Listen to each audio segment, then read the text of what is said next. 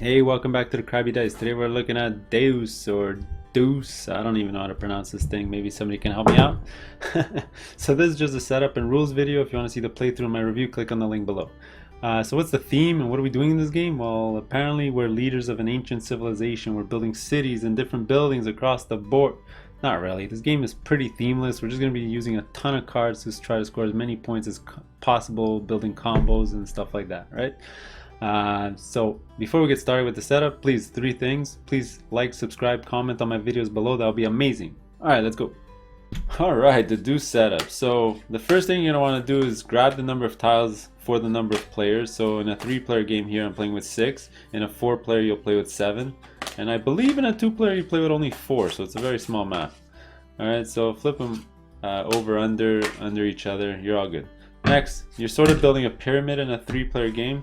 So I like to just launch them across the table here. Build a pyramid. Alright.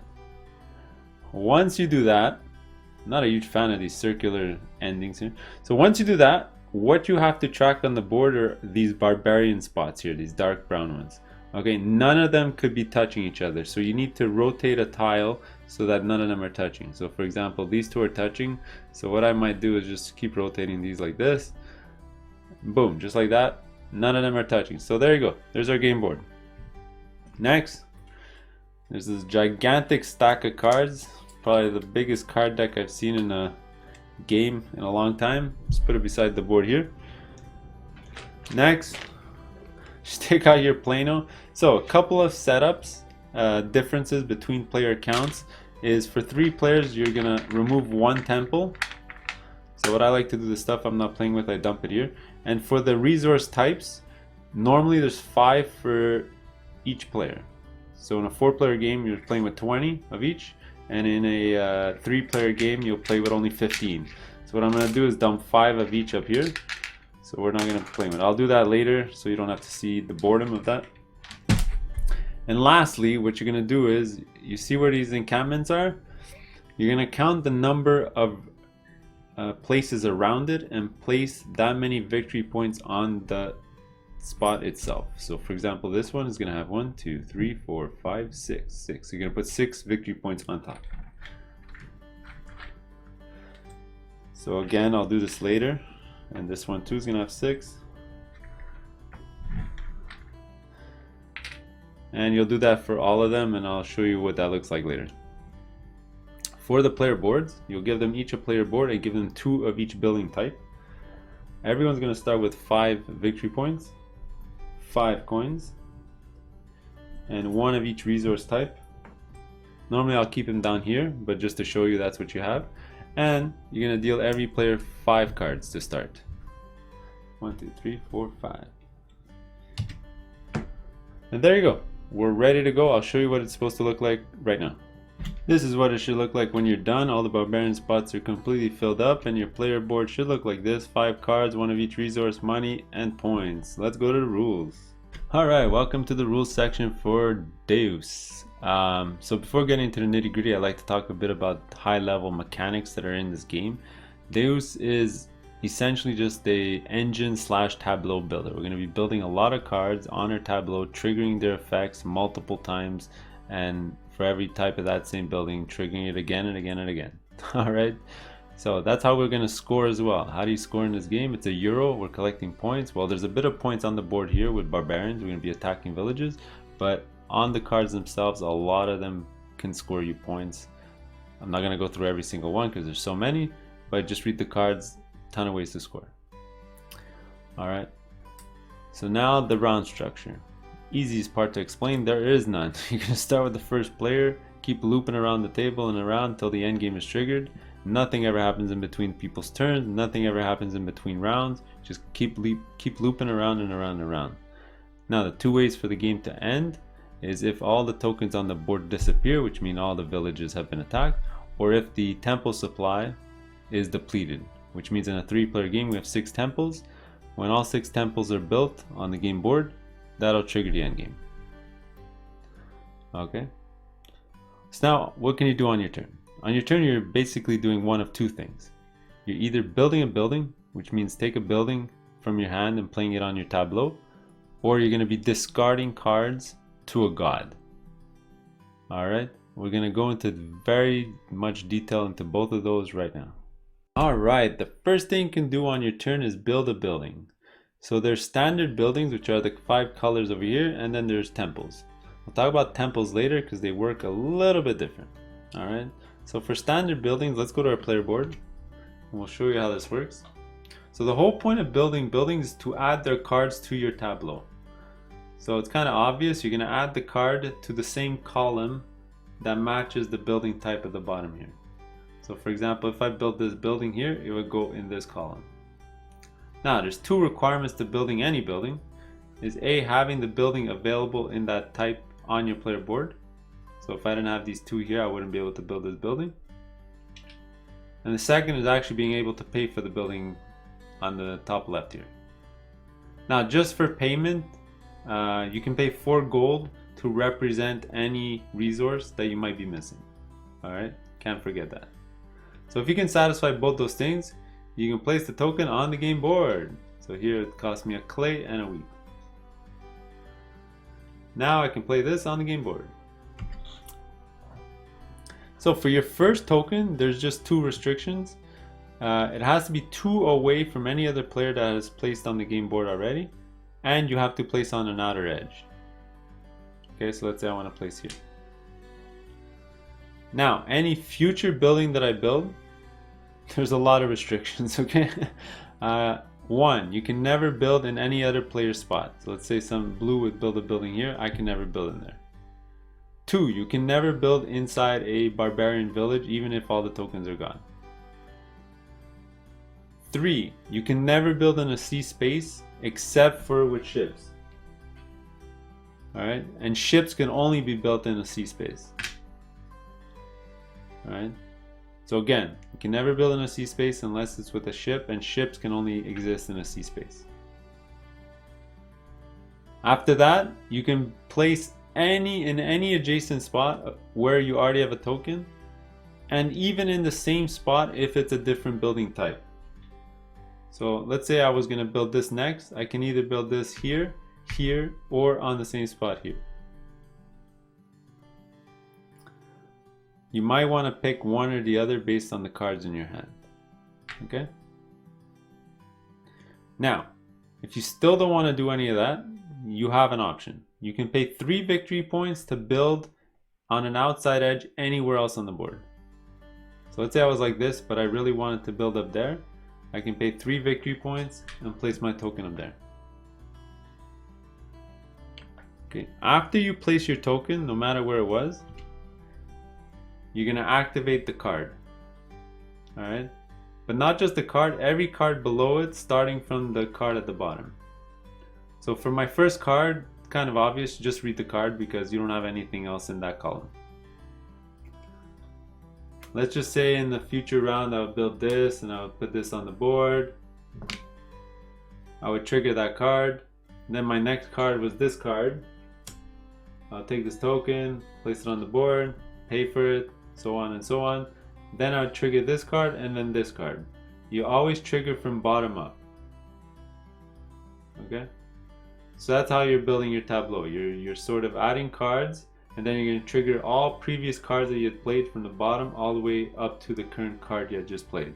So if this was your 5th card of that column, you trigger all 4 cards below it in order, and then this card on top. That's how we trigger the cards over here. Alright, let's talk about Barbarian scoring before talking about temples, because this is something that happens when you're placing tokens on the board and you manage to completely surround the Barbarian village with a warrior. There has to be a warrior present around. Then you'll actually pause and score that village. So I'm just going to show you with an example because it's probably the easiest thing to do. There's a ship, put it there. So in this case, as soon as this village is completely surrounded, which means every single region around has a building, and there's at least one warrior present around, then you're going to score the middle. So whoever has the most warriors around, so in this example there's only one, would score the middle. If there's a tie, so let's just say like this, then you'll go with whoever has the most amount of buildings around. So it would be orange. So orange will get all these points. If there's a tie again, then you share the points in the middle. So interesting fact, if it was like this, then blue will get all the points because they're the only one with a warrior around the board or around that location. All right, if it was like this or like this, then orange will get all the points because they break the tie with the most buildings around. All right, that's how this works. And finally, we talk about temples. So temples can also be built and they act sort of the same way as standard buildings. So let's go to our player board here. So your first temple can be built no matter what. It's going to go in the little notch area right over here. In the future, if you want to build a second temple, you'd have to have built one of every building type so that you can place it here. It's sort of, you can see it like a line. All right, so if you built one of every building type, you'd be able to build your second temple by placing it here. Okay, so now placement rules for temples, very, very easy. They're not color coordinated, so you'd have to build it in a region with a token you already have on the board. So any region, just pick one, just build it there. Obviously not a C space, but pick one, place it in there. Alright, that's all you need to know about temples. Alright, the second option you have on your turn is making an offering to a god. So I'll show you with an example because it's fairly simple. This system deals with discarding cards in your hand. So what you're going to do is you're going to pick the amount of cards you want to discard. So let's say 4. And the card, let's say 4. And the card on top is going to tell the other players which god you're making an offering to. Right? You don't have to show them the other card. You just have to announce that it's 4 and show them that it's a blue card, and then you'll discard this. And then what you're going to do is you're going to go to your player board and you'll look at all the powers of the gods at the bottom, and the color that you had on top will tell you which one you're invoking, right? So because I did blue, what you're going to do is you're going to look here. I discarded 4, so I'm going to get coins from the bank equal to number of cards times 2, so that'll be 8 coins. And then this is just a reminder to get another of these buildings from the general supply. So I'll get one of these and I'll put it in there. Alright, they all work the same way. As soon as you activate the power, you'll also get a building of that type. Alright, so let's talk about each one. I already talked about blue. Green is all about getting these resources here. So the amount of cards discarded is equal, you'll get that many from the general supply, any combination you want. So you can get, let's say I discarded 4, I can get 3 wheat and 1 stone, whatever you like. We'll talk about the brown one first. This one is just points. If you discard 1 card, you get 1 point. If you discard more than 1 card, you get 2 points. Again, don't forget to take your wooden meeple after you invoke the god. The red one is just about taking more of these tokens. It doesn't even have to be this red one. So if you discarded 4 cards, you can grab 4 of these tokens and just put them on your player board. Alright, and lastly we'll talk about the yellow one. The reason why the order here is different is you're going to get the token first. And then after you invoke a god, no matter which one it was, you always refill your hand up to 5. So let's say I invoked it for 4. I always refill up to 5. And now what the yellow god lets you do is let you draw extra cards equal to the amount that you discarded. So let's say I invoked that power for 4. I redraw up to 5 and then I draw 4 more. Whoops. There you go. So I would have 9 cards that round. Now, very important, before I go on, there's a hard limit of 10 cards at all times in this game. So you can never have more than 10. So if you had to draw up to your 12th, 13th, whatever card, you just stop at 10 and that's it. You don't draw and then discard, you just stop at 10. Okay? And lastly, we'll talk about temples. Do I have one in my hand? I got one right over here. So if you invoke a temple, let's say I invoke a power of 3 with a temple on top, this just signifies a wild. So when you look at the temple space here, it's basically any color you want. So you pretend like it's 3 of any of those colors, you pick and you just do the power at the bottom. Alright, that's all you need to know about making an offering to a god. Well, there you have it. Those are the rules. You can basically do 2 things on your turn, just as a summary. You can build a building, or you can make an offering to a god, which will allow you to do many, many different things. Alright, so the end game, I already mentioned it, how it gets triggered 2 different ways. One is if all the barbarian villages get attacked. Alright, the second way is if all the temples are built. So remember, You're going to finish off that round, which means if third player ended it, fourth player is going to get a go, and then you're all going to have one extra turn after that. So 1, 2, 3, 4. And then you're going to tally up points. So there's 3 points you're going to score during the game. There's all the VPs you gained during the game. That's all this stuff. After that, you're going to score your temples. So you're going to look at your temples, you're going to score them, take the points out of the supply as well.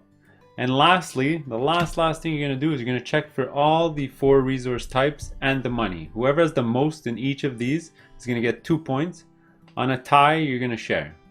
Alright, so whoever has the most stone, wood, clay, and wheat is going to get 2 points. And whoever has the most money is also going to get 2 points. You'll get those points out of the supply, you're going to tally it up and see who wins. Those are the rules. Click on the link below for the playthrough. We'll see you on the next one.